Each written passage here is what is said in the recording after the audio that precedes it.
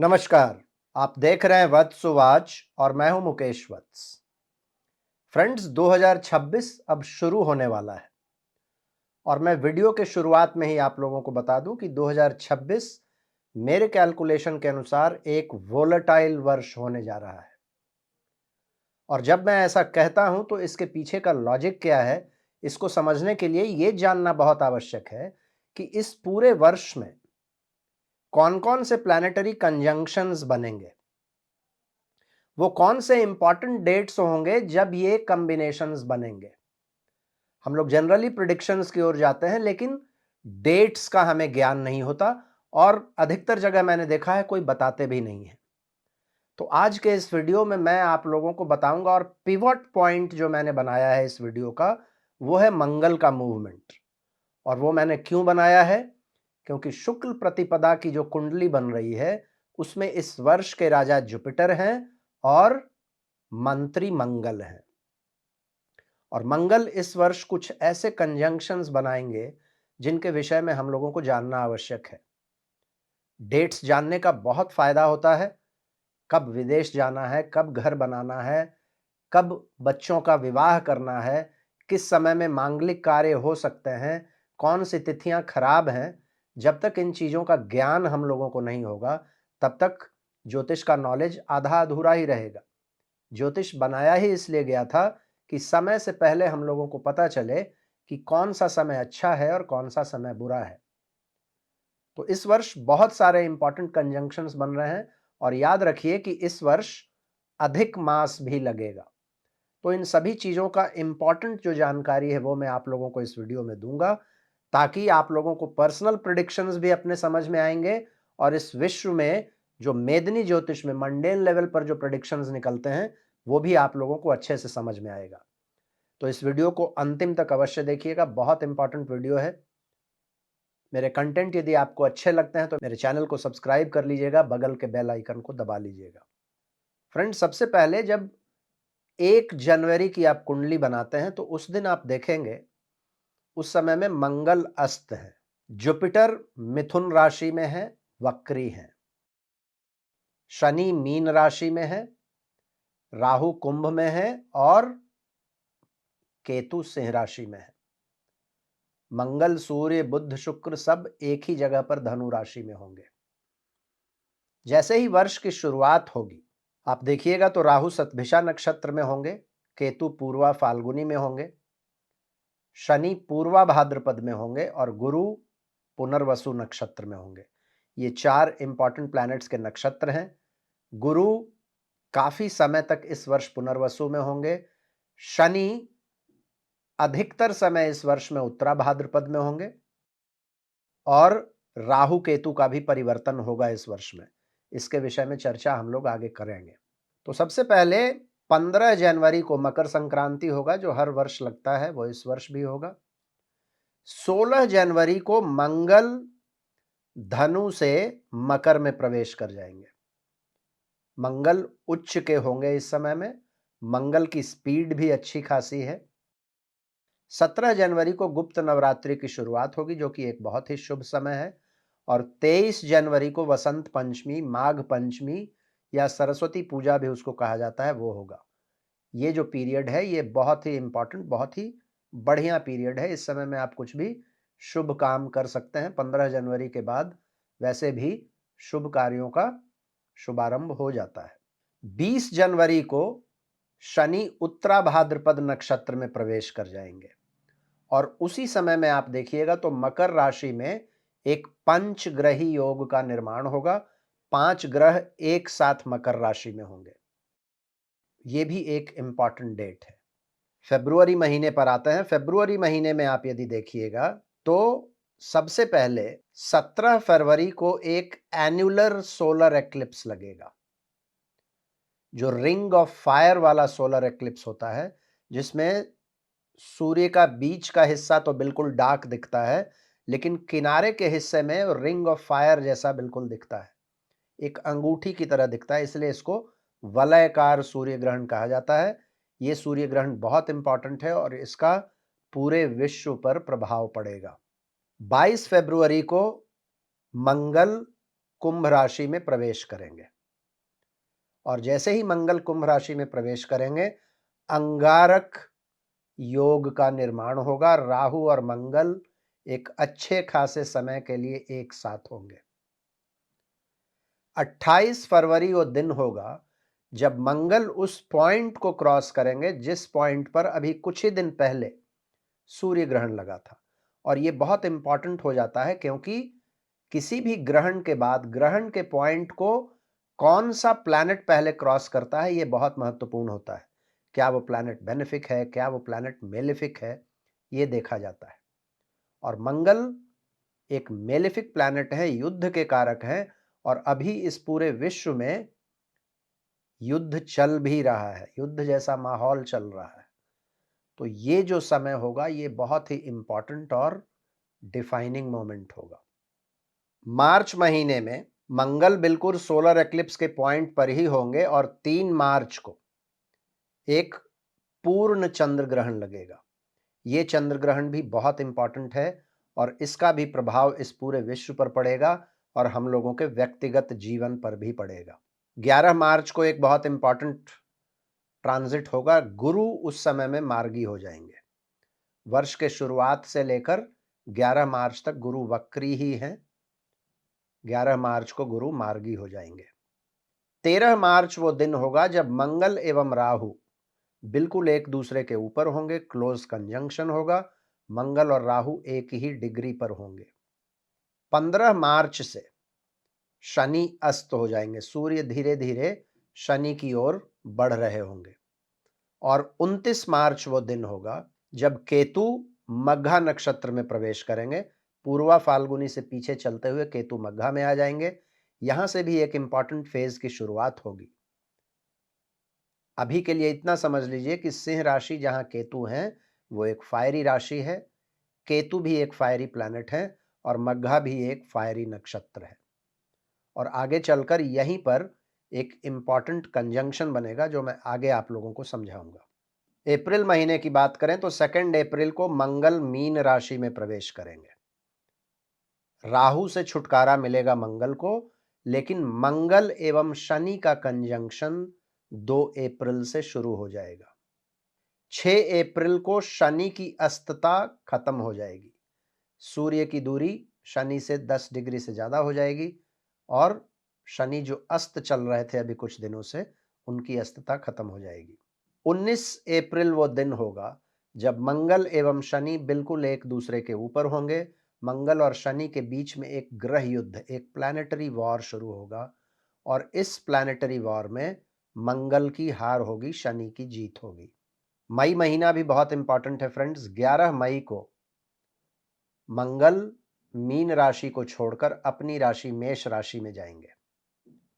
अब मंगल एक अच्छे टेरिटरी में प्रवेश कर रहे हैं। इसके पहले तक लगातार पहले उनका कंजंक्शन कुंभ में राहु के साथ था, उसके बाद उनका कंजंक्शन मीन राशि में शनि के साथ हुआ। अब मंगल अपनी राशि में मेष में प्रवेश करेंगे। मंगल वर्ष के मंत्री काफी कंफर्टेबल महसूस करेंगे। 17 मई एक बहुत इंपॉर्टेंट तिथि है 2026 में, क्योंकि इसी दिन से एक तो कि शनि रेवती नक्षत्र में प्रवेश करेंगे और दूसरे 17 मई से ही अधिक मास की शुरुआत होगी। लगभग 1 महीने तक सारे शुभ कार्य होने बंद हो जाएंगे, क्योंकि अधिक मास में कहा जाता है कि सारे देवता एक जगह पर एकत्रित हो जाते हैं और कोई भी शुभ काम उस समय में नहीं होता है। तो इस समय में शुभ कार्य तो नहीं होंगे, लेकिन व्यक्तिगत आध्यात्मिक उन्नति के लिए, पर्सनल स्पिरिचुअल प्रोग्रेस के लिए ये जो अगले 1 महीने होंगे ये बहुत इंपॉर्टेंट होंगे। इस समय में किया गया जप, तप, दान बहुत इंपॉर्टेंट होता है। रिलीजियस स्क्रिप्चर्स को पढ़ना चाहिए, अच्छे लोगों की संगति करनी चाहिए, सत्संग वगैरह में जाना चाहिए। तो ये वो पीरियड होगा। जून महीने की यदि बात करें तो जून महीने की शुरुआत में ही 2 जून को जुपिटर फाइनली कर्क राशि में प्रवेश करेंगे, अपने उच्च की राशि में। 12 वर्षों के बाद जुपिटर उच्चस्थ होंगे, ये बहुत इंपॉर्टेंट है। 15 जून को सूर्य वृषभ राशि में प्रवेश करेंगे और 15 जून को ही अधिक मास समाप्त होगा। इसके बाद फिर से जो भी शुभ और मंगल कार्य हैं उनकी शुरुआत होगी। 21 जून को मंगल मेष से वृषभ में प्रवेश कर जाएंगे। अब देखिएगा तो मंगल का स्पीड धीरे धीरे कम होना शुरू हो जाएगा। इसके बाद आगे मैं बताऊंगा कैसे और आपको समझ में भी आ जाएगा। जुलाई महीने में दो इंपॉर्टेंट चीजें होंगी। 15 जुलाई से गुरु अस्त हो जाएंगे और 27 जुलाई से कर्मों के कारक न्यायाधीश शनि रेवती नक्षत्र में वक्री हो जाएंगे। अगस्त महीने की यदि बात करें तो 2 अगस्त को राहु सतभिषा को छोड़कर धनिष्ठा नक्षत्र में प्रवेश करेंगे और 3 अगस्त को मंगल वृषभ को छोड़कर मिथुन राशि में प्रवेश करेंगे। 12 अगस्त को एक सूर्य ग्रहण लगेगा जिसमें सूर्य और चंद्रमा राहु केतु के एक्सिस में नहीं होंगे, फिर भी सूर्य ग्रहण लगेगा। सूर्य और चंद्रमा दोनों इस समय में कर्क में होंगे और केतु सिंह में, लेकिन फिर भी एक सूर्य ग्रहण लगेगा। 19 अगस्त को देवगुरु बृहस्पति अपने तीव्र गति से आगे बढ़ते हुए अश्लेषा नक्षत्र में प्रवेश करेंगे। कर्क राशि का ये अंतिम नक्षत्र है। अश्लेषा को एक बहुत अच्छा नक्षत्र नहीं माना जाता है और इस बार यानी कि 2026-27 में गुरु अश्लेषा नक्षत्र में बहुत समय व्यतीत करेंगे, अश्लेषा और मघा दोनों में। और ये एक बहुत इंपॉर्टेंट समय होगा। आगे जिस कंजंक्शन के विषय में मैं बताऊंगा, जब सितंबर महीना आएगा तब आपको समझ में आएगा मैं किस चीज की बात कर रहा हूं। तो ये फाइनल पड़ाव होगा अश्लेषा नक्षत्र, जिसको क्रॉस करके अतिचारी गुरु सिर्फ 5 महीने में ही 5 से 6 महीने में एक राशि को छोड़कर दूसरी राशि में चले जाएंगे। 27 अगस्त को एक आंशिक चंद्र ग्रहण लगेगा। इसमें भी चंद्रमा राहु केतु एक्सिस में नहीं होंगे, वो मकर राशि में होंगे, लेकिन उन पर चंद्र ग्रहण लगेगा। सितंबर महीने की बात करें फ्रेंड्स, तो 18 सितंबर को मंगल कर्क राशि में प्रवेश करेंगे और मंगल यहां जाकर नीच के हो जाएंगे।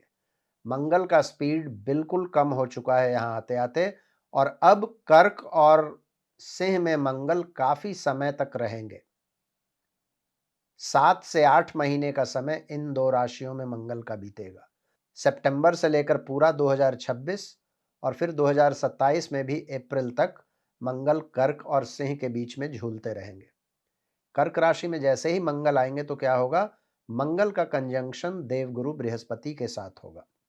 मंगल का स्पीड कैसे कम हो चुका है, इसको आप थोड़ा सा डेटा देखिएगा तो समझ में आ जाएगा। वर्ष के शुरुआत में मंगल जब मकर में प्रवेश करते हैं तो वहां 37 डेज में मकर को पार करते हैं मंगल। कुंभ राशि में जब मंगल आते हैं तो कुंभ राशि को पार करते करते मंगल को 39 डेज लग जाते हैं। मीन राशि में मंगल 40 डेज के लिए रहते हैं।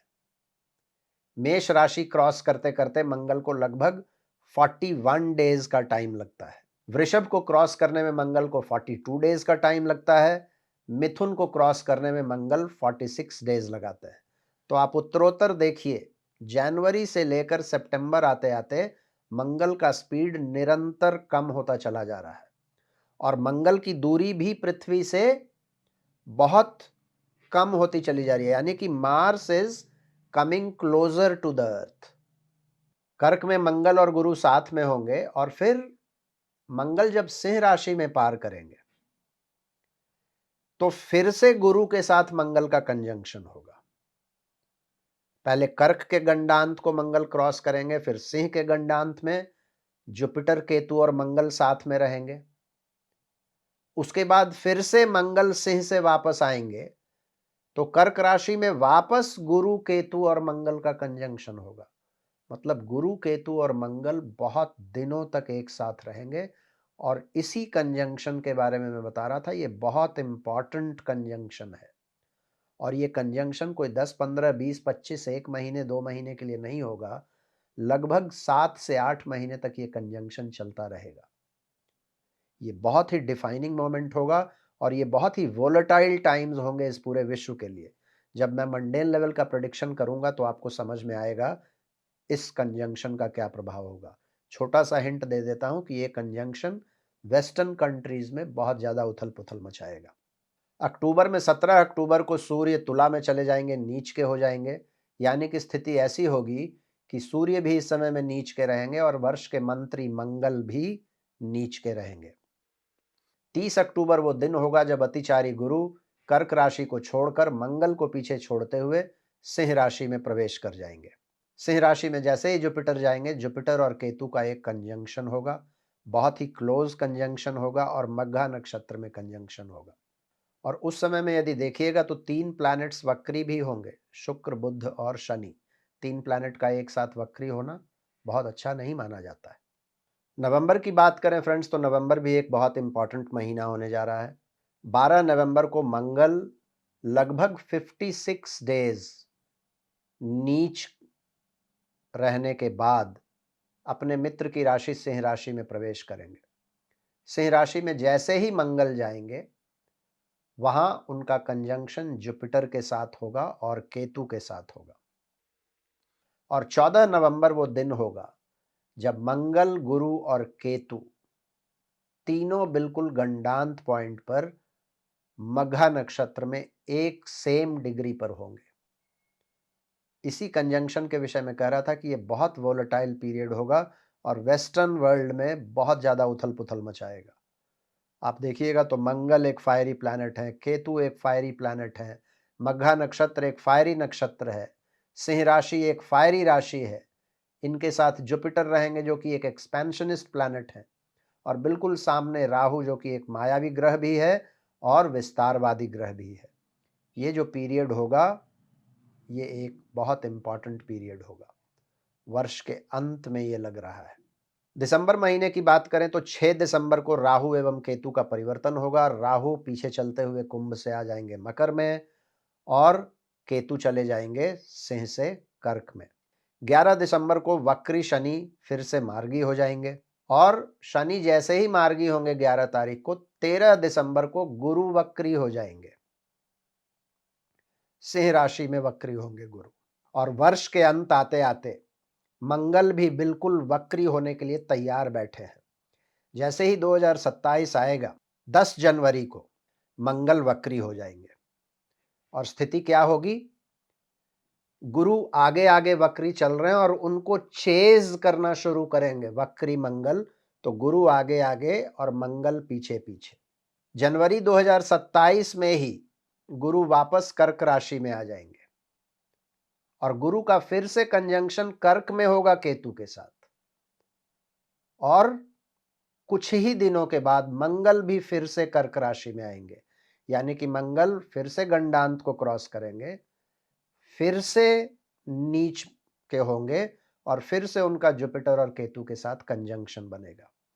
तो यानी कि 18 सितंबर को जो एक कंजंक्शन शुरू हुआ था जुपिटर और मंगल का, वो अप्रैल 2027 तक चलता रहेगा।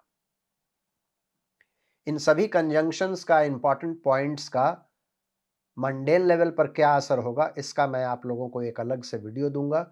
लेकिन इस वीडियो को बनाने में बहुत मेहनत लगा है। एक एक दिन खंगालना, हर ग्रह के लिए पूरा कैलेंडर चेक करना और फिर ये लिस्ट बनाना। जब तक ये चीज़ें दिमाग में नहीं होंगी तब तक आपको नहीं समझ में आएगा वर्ष का कौन सा समय आपके लिए अच्छा रहने वाला है और कौन सा समय बुरा रहने वाला है। तो मुझे उम्मीद है कि आप लोगों ने इंपॉर्टेंट डेट्स को नोट किया होगा और इनको अपने कैलेंडर में रखिए, अपने सामने रखिए, क्योंकि अधिकतर बार हम लोग भूल जाते हैं। वैसे हर महीने में जब भी ऐसे कंजंक्शंस लगेंगे तो मैं वीडियो अवश्य दूंगा आप लोगों को, लेकिन इस वीडियो से एटलीस्ट पूरे वर्ष का खाका एक ही वीडियो से आप लोगों को मिल गया होगा। वीडियो आप लोगों को यदि अच्छा लगा हो, मेरा मेहनत यदि सार्थक लगा हो, तो इस वीडियो को अवश्य लाइक कीजिएगा और भी मित्रों के साथ शेयर कीजिएगा।